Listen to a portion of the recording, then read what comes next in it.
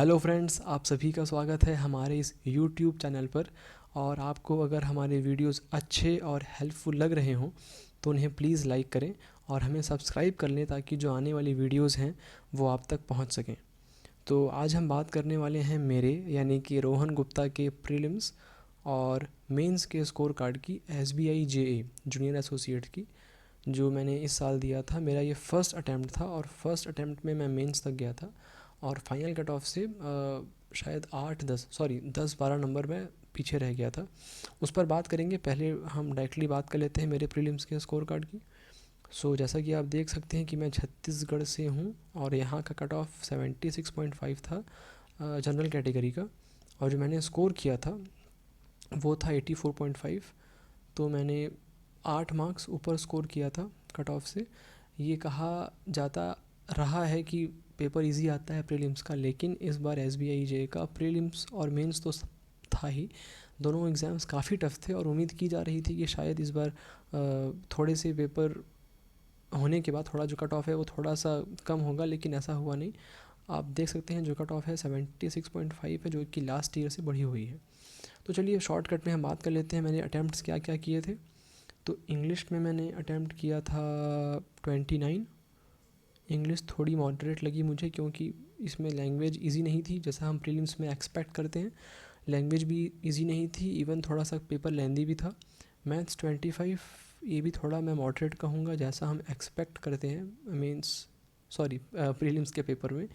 ऐसा कुछ थोड़ा बहुत तो चेंजेस था जो कि पेपर को लेंदी और डिफ़िकल्ट बना गया था।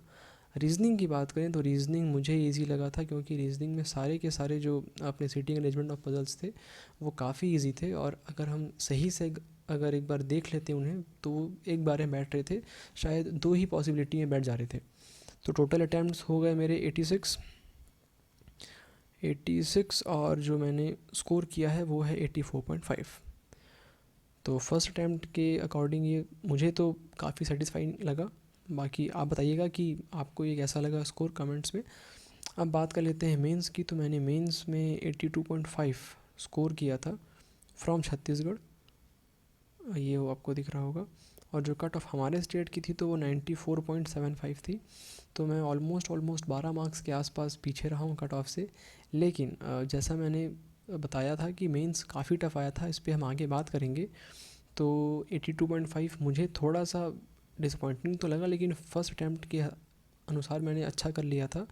अगर हम बात करें अपने कट ऑफ की, तो अगर मैं गुजरात से या फिर ऐसे किसी स्टेट से भरा होता तो आज मैं SBI जे होता, क्योंकि यहाँ पर और जो कुछ स्टेट्स थी यहाँ पर कट ऑफ बिलो 80 गई थी। मैं बात कर रहा हूँ जनरल कैटेगरी की ही, वहाँ बिलो 80 गई थी। तो यहाँ थोड़ा 94 पॉइंट थोड़ा ज़्यादा ही था अपना कट ऑफ, लेकिन बाकी स्टेट्स में कम होने की वजह से चांसेस थे वहाँ पर होने के। खैर जो हुआ सो हुआ। अब बात कर लेते हैं हमारे मेंस के अटैम्प्ट की। तो मैंने मेंस में अटैम्प्ट क्या क्या किया था मुझे लिखा हुआ है, तो बताने में मुझे भी आसानी होगी। तो चलिए बात करते हैं इंग्लिश की। तो इंग्लिश में 33। इंग्लिश मुझे मॉडरेट टू डिफ़िकल्ट लगा था, क्यों इस पर बात करेंगे। मैथ्स मैंने 12 अटैम्प्ट किए थे, इस पर तो बिल्कुल बात करेंगे। डिफ़िकल्ट से भी एक लेवल ऊपर था अगर हम बात करें क्लर्क लेवल की।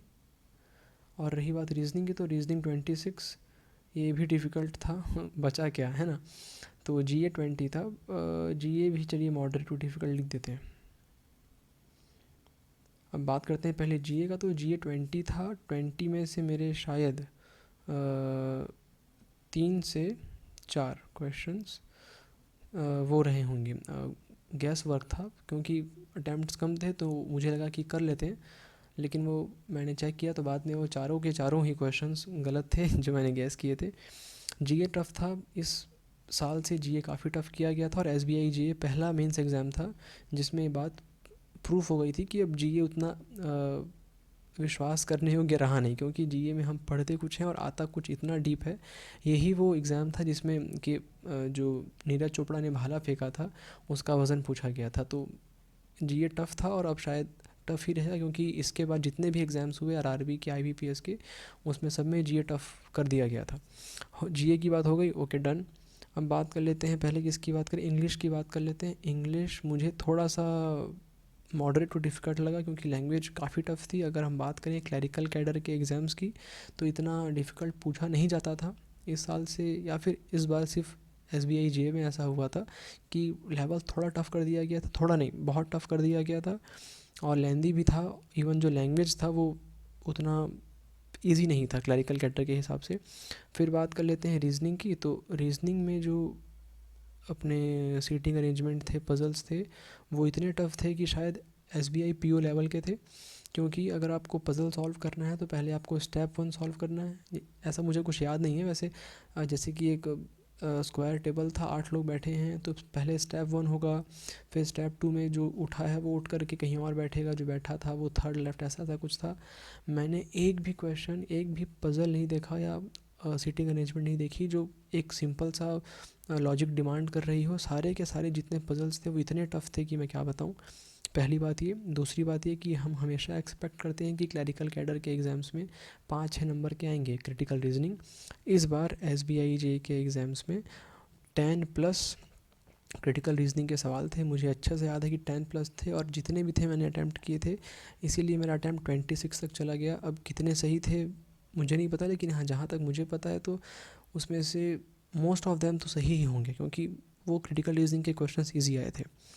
अब चलिए रीजनिंग हो गया, अब बात कर लेते हैं मैथ्स की। तो भैया क्या कहें, मैं निकल के आया एग्ज़ाम के बाद, तो जो एग्ज़ाम हॉल्स में और लोग बैठे थे उनसे बात हुई मेरी, वो साथ ही जो रहते हैं यूट्यूब में, जो बड़े बड़े एजुकेटर्स हैं, इवन जो बहुत बड़े बड़े एकेडमीज़ में पढ़ा रहे हैं, उन लोगों ने भी ये बात कही थी कि जो इस बार का मैथ्स आया था तो वो ऑलमोस्ट IBPS SBI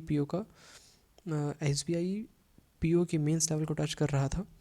क्योंकि मैथ्स में जहाँ तक मेरा ख्याल है तो मैथ्स में शायद एक भी सिंपल सी DI नहीं थी। DI के नाम पर इतना टफ दिया हुआ था। इवन जो क्वाड्रेटिक इक्वेशन था तो वो पूरा A+B+C² ऐसा कुछ जो एक रहता है, मुझे आज भी याद नहीं है, ऐसा कुछ पूछा गया था उसमें। वो इतना टफ था कि मुझे बिल्कुल ये बात कहने में घबराहट नहीं होगी, वो SBI PO लेवल का ही था। मेरा शिफ्ट 2 था और मैंने यूट्यूब के कमेंट्स देखे तो उसके बाद मैं बात कह रहा हूँ कि हाँ, सब ने यही कहा था, शिफ्ट 2 वाज टफ़र। अगर हम बात करें शिफ्ट 1 के अकॉर्डिंग तो शिफ्ट 2 थोड़ा टफ था। और मैथ्स में मैंने सिर्फ 12 अटैम्प्ट किए थे, उसमें से ही मेरे शायद 1-2 गलत हो गए थे जब मैं निकल कर आया था बाहर। Arithmetic was really tough, even the DIs were very very tough. और जो हमारी उम्मीद रहती है सारे लोगों की कि चलो यार स्पीड मैथ्स में कुछ कर लेंगे, तो स्पीड मैथ्स में भी जो पूछा गया था क्वांटिटी 1 क्वांटिटी 2, उसके अलावा जो क्वाड्रेटिक था ये इतना टफ था कि बहुत लोगों ने टाइम वेस्ट इसी में किया होगा, मैंने भी किया था। तो अब बात कर लेते हैं मेरे टोटल अटैम्प्ट्स की। तो मैं एक मिनट थोड़ा पहले ही क्लीन कर लेता हूँ।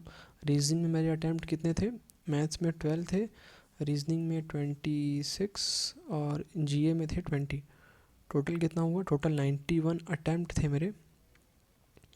और 91 के बाद जो मुझे स्कोर देखने को मिलता है तो वो है, सॉरी ये प्रीलिम्स का है क्या, मुझे जो स्कोर था वो 82.5 मिला। तो कहीं ना कहीं मुझे लगा था कि शायद एक्यूरेसी सही रही होगी, इसलिए मेरा 82.5 आया, वरना मैं तो 75 के आसपास एक्सपेक्ट कर रहा था कि शायद इतना सही रहा होगा।